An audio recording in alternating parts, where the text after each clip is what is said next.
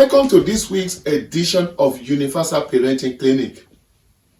Today, I'll finish with the foundational issues in parenting. And from next week, we'll start dealing with the major topics in parenting. Before I move further, I want to specially appreciate those that paid for their copies of the book Parenting Without Tears and also contributed and donated to others. Thanks very much. I have two topics for you today. The first topic is P and P, planning and parenting. Planning is very important in parenting. Failure to plan for anything worthwhile in life is already a foundation for failure in itself. Planning is paramount also in parenting. In the course of research on this project, I realized that the undeniable negative impact of inadequate preparation for parenting by several parents is very, very crucial, and it has several negative effects. Lots of parents are bringing kids they are not prepared to nurture to the world. Now that you are satisfied that you want to become a parent, and you are convinced that you have everything that is necessary for parenting, the next step is to plan for parenting. People put a lot of planning into their marriages, which is good because I did so too. Up to now, I can never forget all the efforts of my parents and well-wishers, my siblings, in making my marriage a very unique and memorable event. It's good. Sometimes we put a lot of elaborate ceremony into it, which is also good. However, not much consideration is usually given to adequate planning for effective parenting. The timing, the coming of the child, and how to nurture the child to maturity. Now that you are convinced that you have what it takes and you are ready to be a parent, it is necessary to start putting your thoughts into active plan. Remember, it is not just planning to be any kind of parent, but a successful parent, a parent indeed. You will render account for your actions. Don't add to the several problems in the world caused by poor parenting. Plan to be a good parent to your kids. It starts with marriage. That's the foundation upon which you plan effectively and program yourself in preparation for parenting. Yes, you are ready for parenting now. Is your spouse also ready? It is not every lady that is ready for what it takes to be a success in parenting. Not all ladies end up becoming good mothers in life. It is not also every available bachelor that is ready and well equipped for proper parenting. Not all men are great fathers too. Some are not ready to learn. Some are not willing to cope with the desired active responsibilities and sacrifices of parenting. And some are not just matured for parenting yet. Some ladies and men are not even ready to have any child now. And forcing such individuals into parenting could land you in unnecessary ocean of tears and emotional wreck, because the responsibilities of two could eventually end up becoming the task of only one person to bear, and the vacuum most times ends with tales of regret and tears. What becomes of your parenting attitude, for instance, if you suddenly discover you are not the father of your two kids? What effect will the discovery that he has a child outside wedlock have on your parenting attitude? What happens if your spouse is not medically fit to be a mom or father another child? Some of these will be discussed with practical examples as we progress. Maturity is essential too, because parenting is not for children. Maturity is also not merely of age alone, and it is not just sexual maturity. Everyone interested in parenting must be physically matured, emotionally matured, mentally matured, morally matured, and financially matured too. And by finance, I'm not talking of too much wealth, but enough resources to meet parenting expenses. Once pregnant, consider your work, your time, your finances, and your spouse as you start making plans to be a parent. You must strike a balance in all your schedules in such a way that parenting will not become a burden and other engagements will not put effective parenting at risk. Planning removes avoidable tears, and it is part of planning to understand that you need the flexibility to accommodate emergencies of parenting that could not be planned for or foreseen.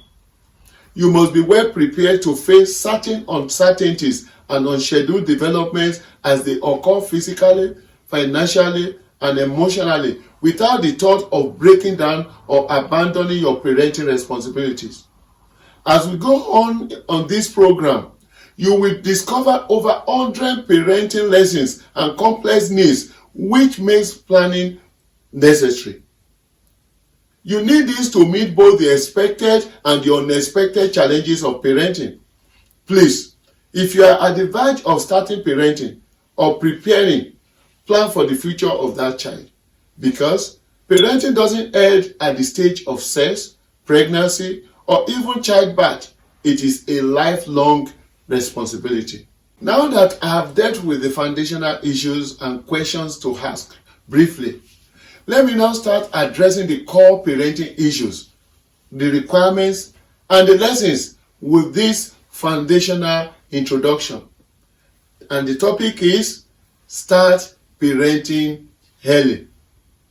A stitch in time saves 9 in parenting too.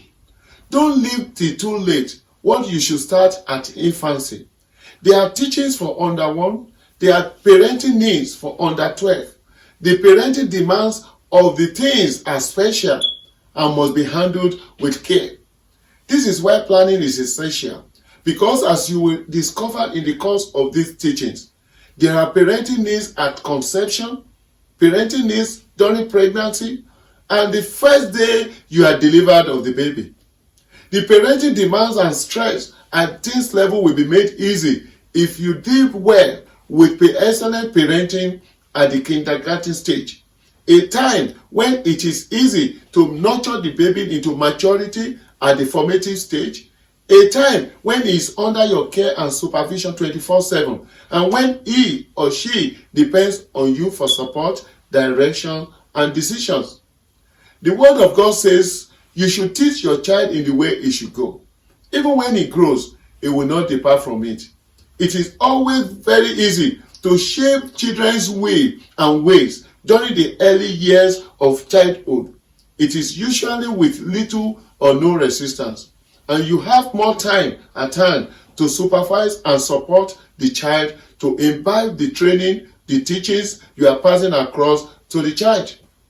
Certain character traits are difficult to alter and modify at adulthood because the child will already have formed a solid likeness and serious habit of certain behavioral patterns as time goes on, and it may not be easy to correct or change at latter years of such child.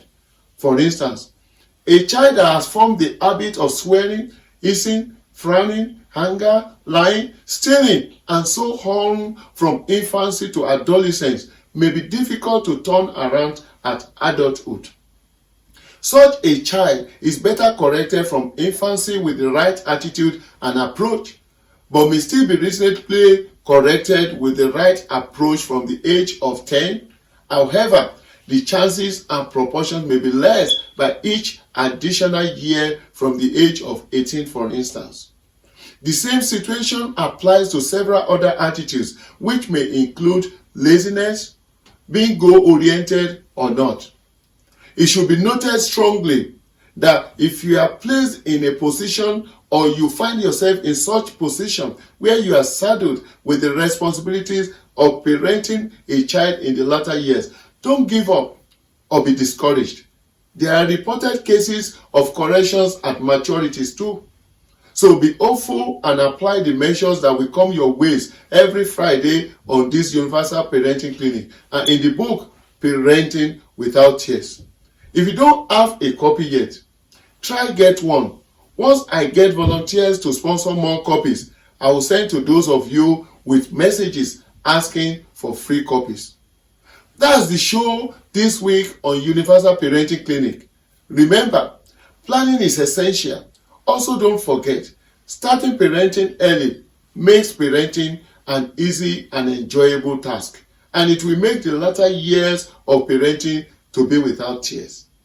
I believe strongly that through this Universal Parenting Clinic and with proper understanding of the book, Parenting Without Tears, together, we all can promote wellness in families and in the world. We can stop the tears from children, parents, and families.